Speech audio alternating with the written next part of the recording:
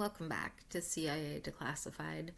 During the Cold War, the CIA faced a fundamental problem. How do you talk to a spy in Moscow? Radio signals could be intercepted, letters could be opened, encrypted cables could eventually be cracked by Soviet supercomputers. The solution was a technology as old as the 19th century, the one-time pad, or OTP.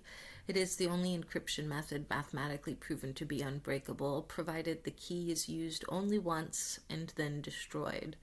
But an unbreakable code is useless if you can't get the key into the hands of your agent. Today we examine the declassified logs of the Office of Technical Service, the men and women who turned Bibles and Russian novels into the most secure communication devices on the planet. Getting these pads, tiny booklets of random numbers printed on flammable nitrocellulose paper, into the USSR required deep cover distribution. The agency utilized a program known as the Book Passage. They didn't just send spies, they used unsuspecting travelers, students, and religious organizations.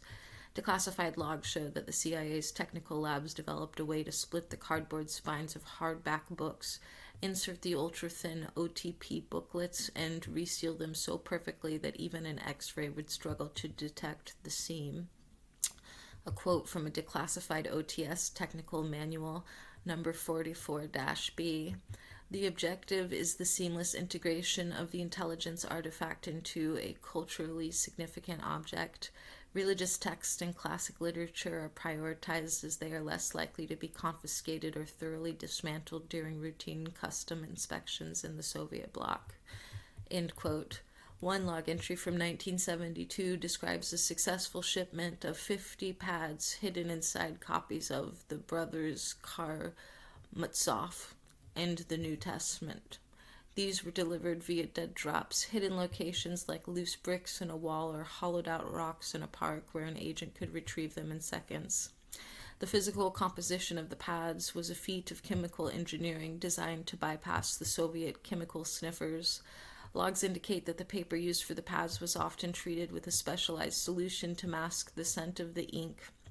This was critical because the KGB frequently utilized trained dogs at transit points like the Berlin Wall and Moscow's airport to detect the distinctive slightly sweet almond scent of Western-grade incendiary paper. A quote from a declassified memo to Director of Operations in 1968. We must recognize that the technical superiority of our distribution method is the only shield protecting our human assets.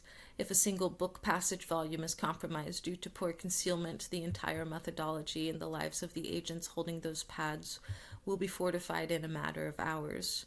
There is no margin for aesthetic imperfection in the binding process. End quote. Historians and former intelligence officers have long speculated that the CIA's gospel shipments weren't just one-way deliveries. There is significant speculation that the hollowed-out spines of these Bibles contained a secondary two-way signaling device.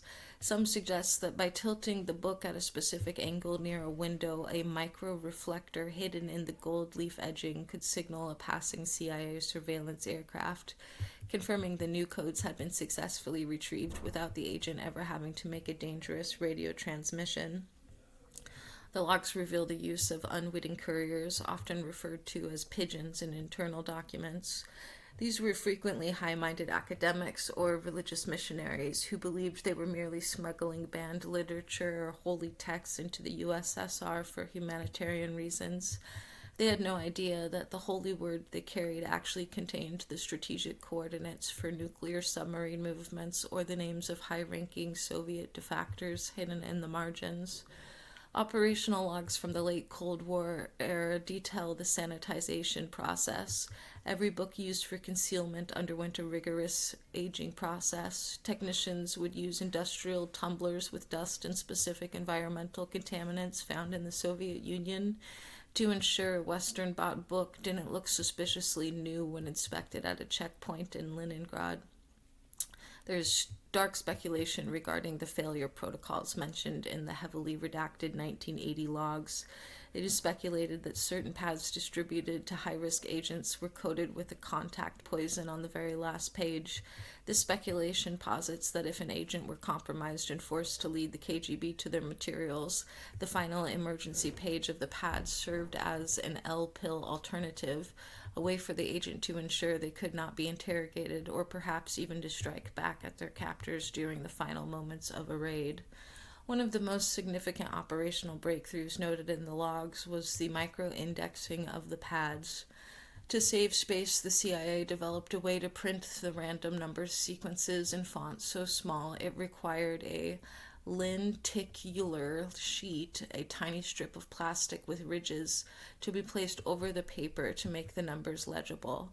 Without the specific plastic strip, which was often hidden separately inside the agent's clothing or a common fountain pen, the one-time pad appeared to be nothing more than a series of gray, meaningless smudges to the naked eye. When you review the declassified distribution logs, the most sensitive sections, the ones regarding the religious channels, are heavily redacted. The heaviest redactions occur when the document mentions the specific religious organizations used as unwitting couriers.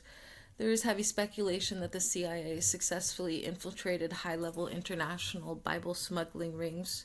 The theory suggests the agency held encryption pads in thousands of Bibles, knowing the Soviet Guards' reluctance to desecrate religious texts provided the perfect shield for the codes. Was the OTP distribution program a success? The program was a logistical triumph. Throughout the 1970s and 80s, the number stations broadcasted thousands of messages that the KGB could hear but never understand. The Gospel of Secrets led to several breakthroughs in the field of clandestine material science. Technological breakthroughs include the special paper printing of the booklets. The agency perfected flash paper that would ignite and vanish instantly with the touch of a cigarette, leaving no ash for the KGB to analyze.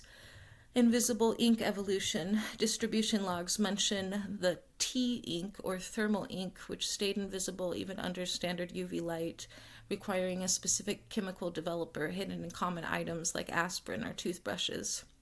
And miniature book bindings. OTS developed the world's smallest high-resolution printing presses to create OTPs that were less than 1 inch square, allowing them to be hidden inside a hollowed-out coin or even a fake tooth. In the end, the Gospel of Secrets wasn't about religion, it was about the desperate need for a tether. In a world of total surveillance, a hollowed-out Bible was the only thing that allowed a lonely agent in Moscow apartment to know they hadn't been forgotten. Next time on CIA Declassified, we move into the darkest corners of the MK-Ultra project. We examine Sub-Project 54. It was a highly redacted study into acoustic subliminal perception. We'll look at the agency's attempt to influence human behavior using sound frequencies below the threshold of conscious hearing. From infrasound weapons to hidden messages and ambient noise, we explore the CIA's quest to hack the human ear. Join us for the silent whisper. In the meantime, I'll see you in the archives.